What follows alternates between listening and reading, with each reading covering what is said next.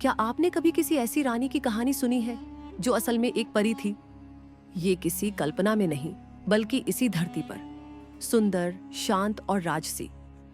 लेकिन उसकी आंखों में एक ऐसा रहस्य था जो सिर्फ वो और नियति जानती थी।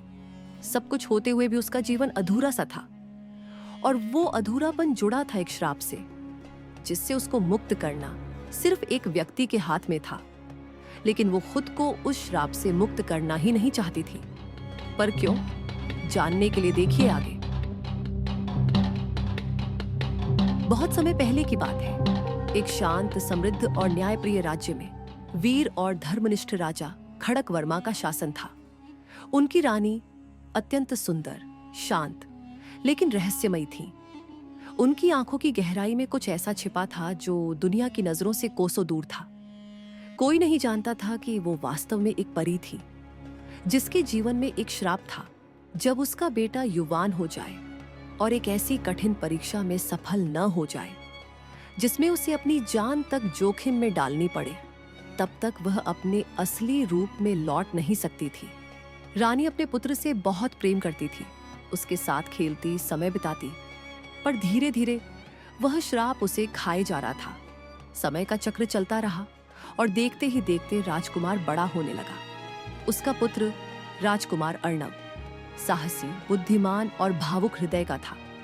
लेकिन वह इस श्राप और अपनी मां की असली पहचान से पूरी तरह अनजान था। एक दिन महल में एक संकट आ गया। रानी अचानक बेहोश हो गई।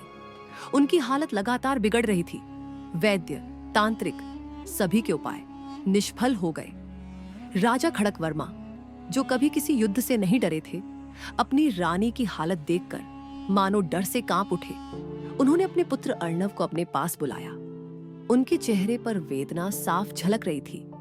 उन्होंने अर्णव से कहा, अब मैं आपसे एक ऐसा सच नहीं छुपा सकता जो आपके भाग्य से जुड़ा है। आपकी मां कोई साधारण रानी नहीं, वो एक परी है, और उस पर एक श्राप है।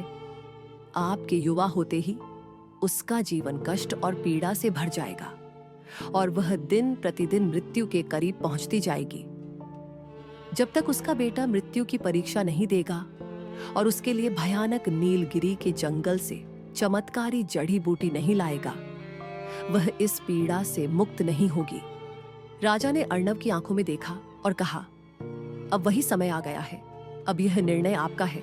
क्या आप अपनी मां को बचाएंगे? अर्णव स्तब्ध था। एक पल के लिए जैसे सब कुछ थम गया, लेकिन फिर उसके भीतर कुछ जागा। उसकी आंखों में एक ज्वाला जल उठी। राजकुमार ने निर्णय लिया, मां को हर हाल में बचाना है। उसने कहा, मां ने मेरे लिए सब कुछ सहा, अब मेरी बारी है। मैं जा रहा हूं, चाहे जान भी क्यों ना देनी पड़े। अर्णव ने महल छोड़ दिया और निकल पड़ा उस परीक्षा की तलाश में जो उसकी मां को उस श्राप से मुक्त करा सके। राजकुमार जंगल की ओर बढ़े चले जा रहे थे। जंगल में प्रवेश करते ही चारों ओर सन्नाटा और भय का वातावरण था। घने पेड़ों के बीच अजीब सी आवाजें, सरसराहट और हवा की सिसकियां गूंज रही थी।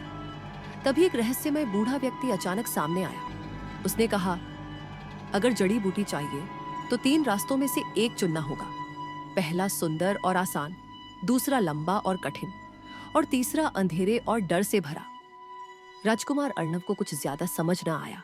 फिर भी उसने तीनों रास्तों को ध्यान से देखा और फिर तीसरा रास्ता चुना।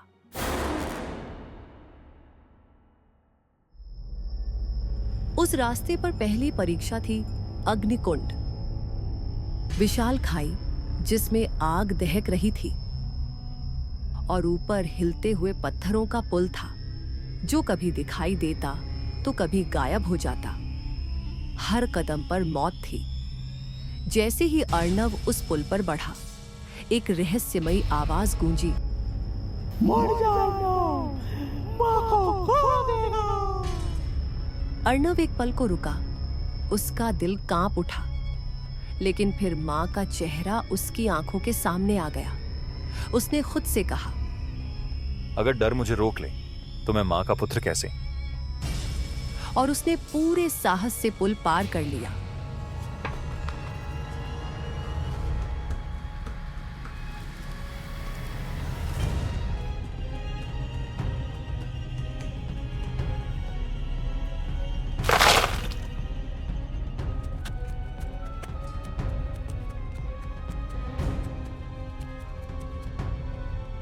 आगे बढ़ते ही दूसरी परीक्षा सामने थी।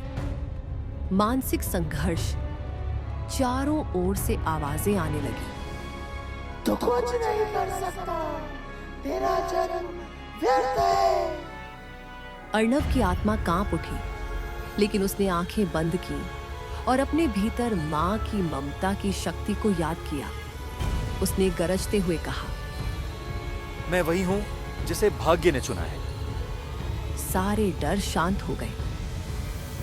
देखते ही देखते जंगल का रहस्य टूट गया और काला घना जंगल एक खूबसूरत प्यारे जंगल में बदल गया, जिसमें अंधेरे की जगह रोशनी आ रही थी। रहस्य के टूटते ही वही बूढ़ा व्यक्ति फिर प्रकट हुआ। इस बार उसकी आंखों में श्रद्धा थी। उसने अर्णव से कहा, तू सच्चा विजेता है। मैं तुझे एक चमत्कारी जड़ी बूटी देता हूं, लेकिन याद रख, इसकी शक्ति तेरे हृदय की सच्चाई से जुड़ी है। अर्णव जड़ी बूटी लेकर महल लौटा, मां के पास पहुंचा, उनका हाथ थामा और उस बूढ़े व्यक्ति द्वारा बताया गया एक चमत्कारी मंत्र पढ़ा। एवं प्रज्ञा शक्ति स्वरूपाय मातृवदनाय नमः। अचानक दिव्य प्रकाश चारों ओर फैल गया। रानी की आंखें खुली, श्राप टूट चुका था।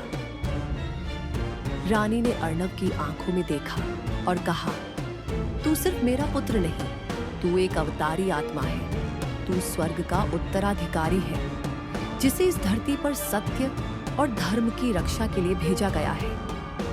अर्णव की आंखें भर आईं। अब वह सिर्फ एक राजकुमार नहीं था, वह एक रक्षक बन चुका था। उस दिन सिर्फ एक मां को जीवन नहीं मिला, बल्कि एक आत्मा को उसका असली रूप, उसकी पहचान और उसका धर्म मिला। अर्णव राजा बना, लेकिन तलवार से नहीं, प्रेम, साहस और न्याय से।